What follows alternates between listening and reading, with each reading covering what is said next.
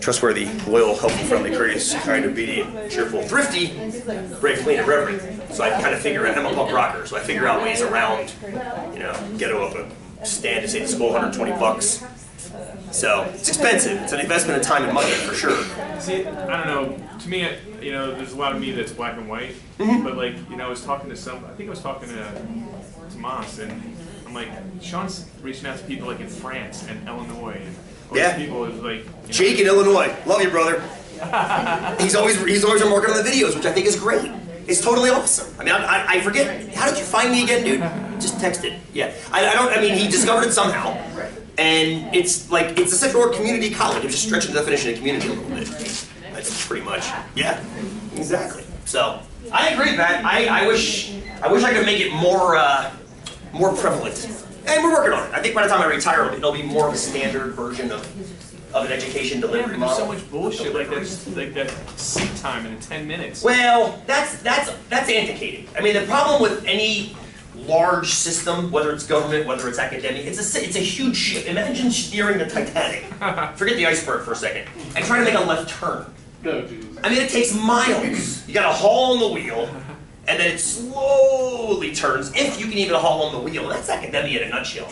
I mean, little guys like me can nimble on my feet. I can kind of adjust as we go. But the entire system, I mean, I learned that years ago when I called every prof that teaches 243 together in one room at a math conference. And I said, okay, I'm sick of this crap. Today we decide what's in the course.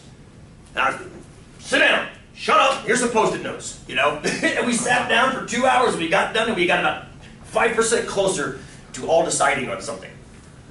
And that was a huge change. 5% was a huge change at that point, I mean, that removed some stuff that I think was superfluous from the course, which allows us to spend more time in a certain idea, which I think is really, really important. But it's this large ship that you're steering, unfortunately. Unfortunately, it's a good thing. It's never done. Your work is never done. It's like owning a house. Your work is never done. You're always tweaking the house and making it better and blah, blah. All right, that's the damn question. I got a 10% estimate I want to compare against. So we got dull, normal folks. I want to know how many of them are out there. If I meet somebody, I want to know the likelihood that person's dull, normal. Now, you also know that if you figure this out, you've also figured out the percentage of bright, normal people automatically, haven't you?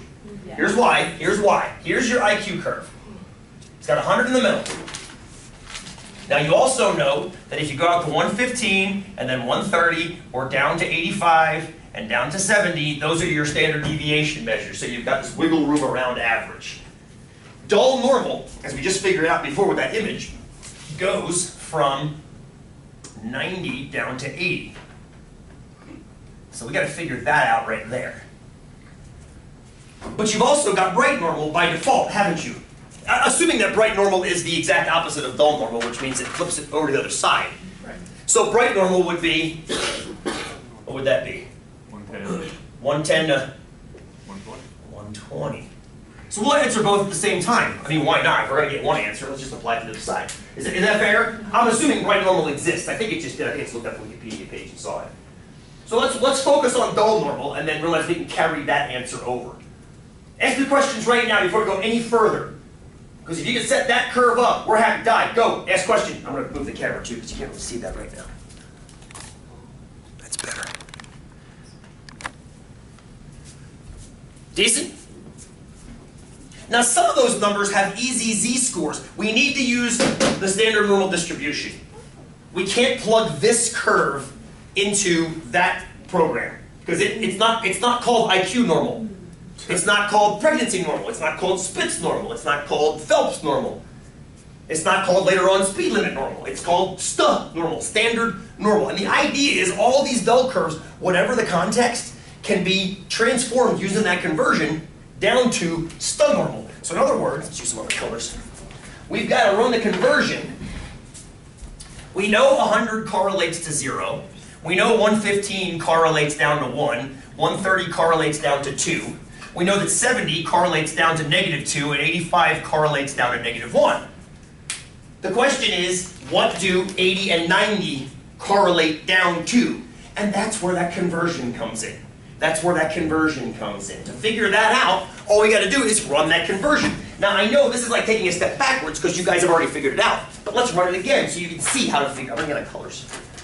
That haven't I used yet. Blue. There you are. So let's convert. Let's start with this 80. Let's convert 80 to its z-score. Oh, what's that, Pat?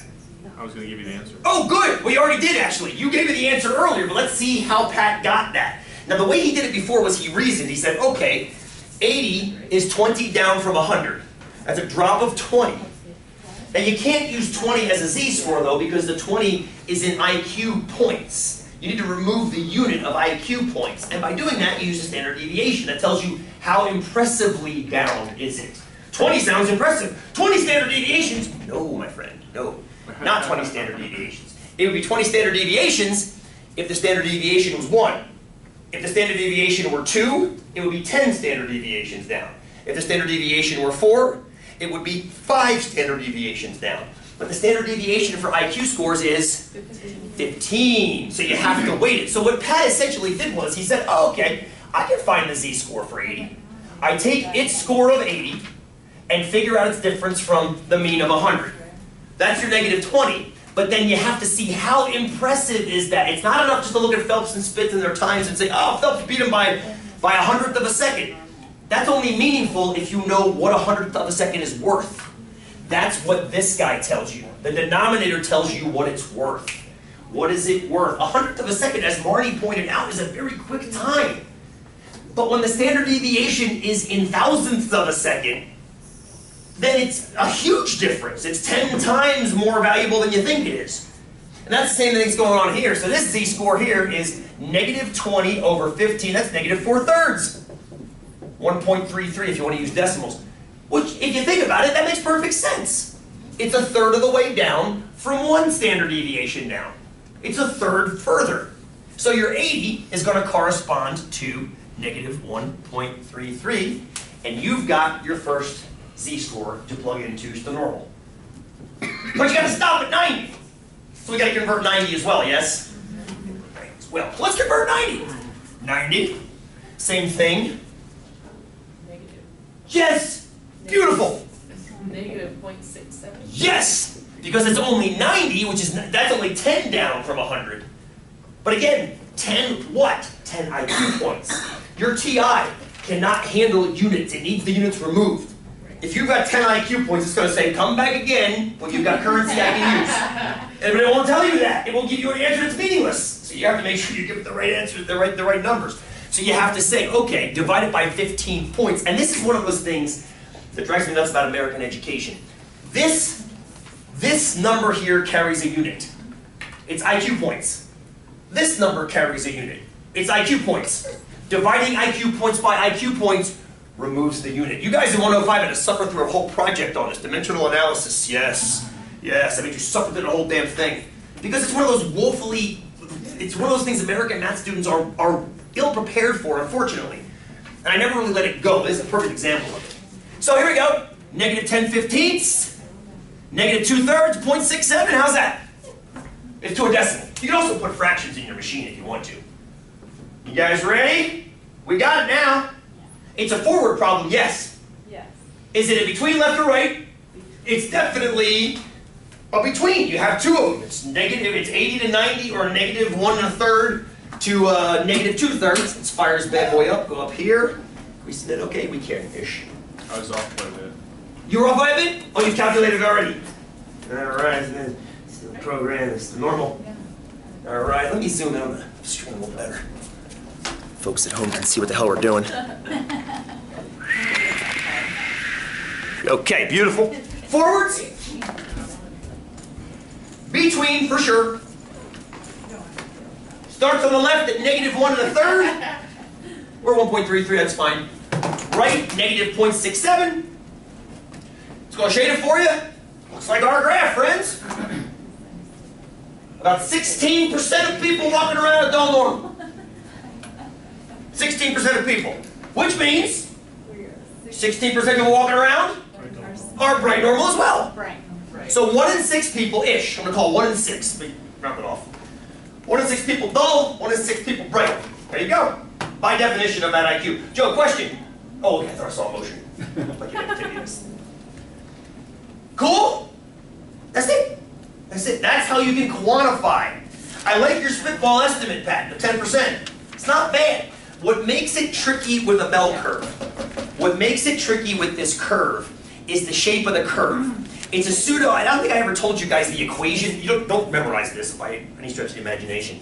This curve is y equals 1 over root 2 pi e to the negative x squared over 2. That is mathematically gorgeous. And it creates all kinds of havoc with a mathematics student because the slope is constantly changing. So it's hard to estimate how high it is. So it's hard to estimate how much area you're looking at, right? That's what makes it so tricky. Somebody in class yesterday said, Veronica's question of where's the middle 50%? And we said, oh, it's within 2/3 of a standard deviation. He stuck his hands up, he's like, that's crap. How can there be 25% of the data between 0 and 2/3, right? How can there be 25% there, and then 25% from here down to infinity? That is a great freaking question, isn't it? That's a great question. How can there be?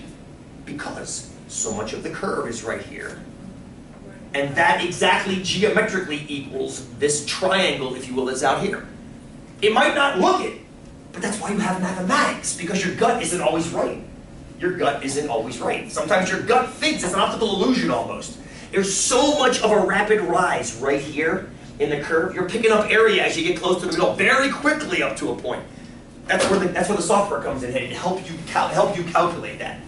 So if 10% wasn't precise enough, we got a nice precise estimate now, which is good. Or actually a precise calculation, not even an estimate. So is that equation just for the IQ bell curve? No, that's for the standard, that is the equation that's the normal is, Jomi. Yeah, that is the equation for the standard normal. Do you want the equation for the IQ one? I mean, that one looks a little bit different. I'm going to put Y1. You have to stick in sigma. You have to put in your sigma and your mu.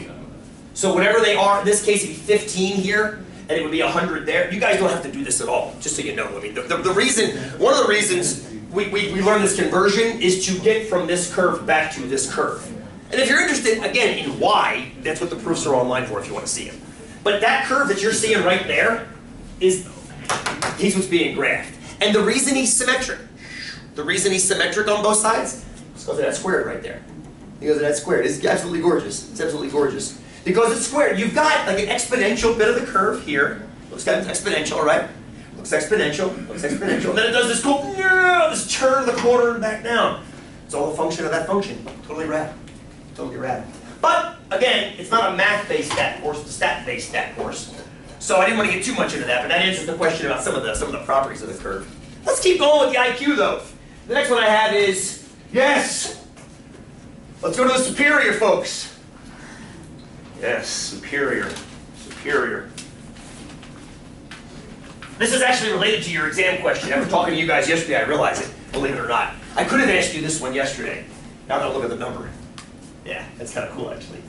This is somewhat related to your exam question-ish. Actually, they all are. What percent of adults are superior? First thing you have to ask yourself, is it a forwards or a backwards problem? I have a which is good. I have a vote for forward, a vote for forward, a vote for backward, a vote for forward, a vote for backward, forward, forward, backward. I love it. I love dissension. I love dissension. No, dissension is great because it forces us to stand for our opinions. Who wants to tell me why they think it's a forwards problem? Why is this a forwards problem? The percent of adults that are superior. Tell me why it's forwards. Kels, please. Because it's moving above 130.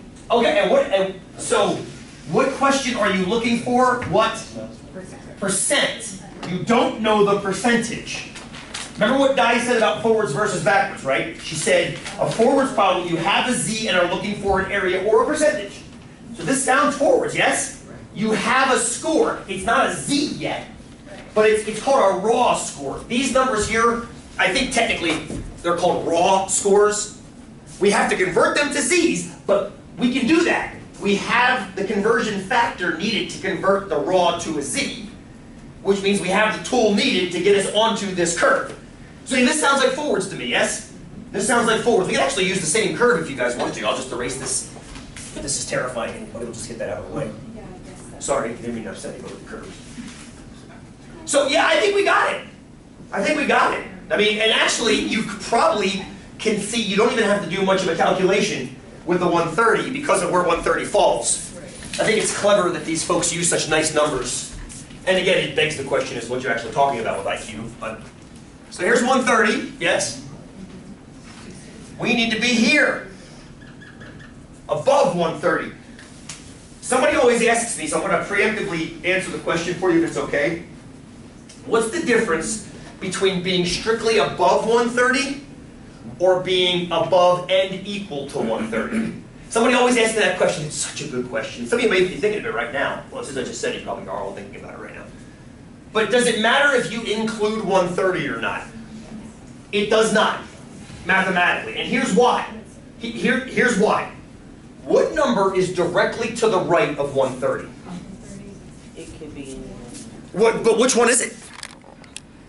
I mean, when you're drawing the number line, right? You're drawing the number line across, and you get to 130, and you go one number further. What number is that? Oh, it's not 131 though. It's 130.00001. That's the problem right there, Di. It's 130.000, infinitely many zeros and a 1. How many is infinitely many zeros? I'm torturing my son with this right now. Infinity plus 1. You can't do that, Max. Yes, I can. The trick answer is there is technically no number directly next to it, but there has to be. That's the kind of the paradox of infinity, if you will. If you think about it, if you try to think of infinity as a number, that's where you get yourself in trouble. So does it really matter if we leave that little line in or take that little line out? No, it's contributing next to nothing to the overall sum. So don't worry about that, is what I'm getting at here. It doesn't matter if you think it's included or not. If it says greater than or above 130, that can include it or it cannot include it, it's irrelevant. You're not going to change the number meaningfully in any way. That kind of makes sense? Yeah, good. All right. Well, you know what the z-score is already, because we actually answered it earlier. It's 2. Now, if you're not quite seeing how it's 2, you can calculate it, yes? You can calculate that 130. Its z-score is going to be that 130 minus the average, weighted by the standard deviation as a ruler. It's 30 above, 2 standard deviations, because 15 goes into it twice. Boom! 2 standard deviations above. 30 points equals 2 standard deviations above. So you know the answer technically already, don't you? What percent? Ish. 2. 2.5. Ish, right? Because 2 standard deviations should trap 95% of the data, yes? Yes. 95, which means this tail and this tail together make up for the remaining 5. So half of that has to be the 2.5. Now you're not going to get exactly 2.5 in here because it's more precise than our eyeball of 95. Let's go ahead and run it, you can see. Go ahead and run it, you can see that up there, not quite. Let's go up here. 2.3%. Good, 2.3. Hey, good enough for government. Our spitball 2.5 was good. I like you guys to have both the ability to get precision if you need it, but also the knowledge that if you're cutting that tail and going up, that's about 2.5%. I like that too. Precision is always good. Yeah, when you have to have it, you can get to it. Still forwards. I think we should go right. Yes, it makes sense. That's what we're shading. That's why I'm a big fan of drawing the curve first. I'm a big fan of drawing it first, so that way when it draws it for you, you can match up your curve to its curve. You're like, oh, it's the same thing. I did the exact same thing the TI did. Left bound is at 2. Here she comes. There you go. 2.3%. Which means 2 out of every 100 people are superior. What does that also? Yes. What does that also mean, Monica?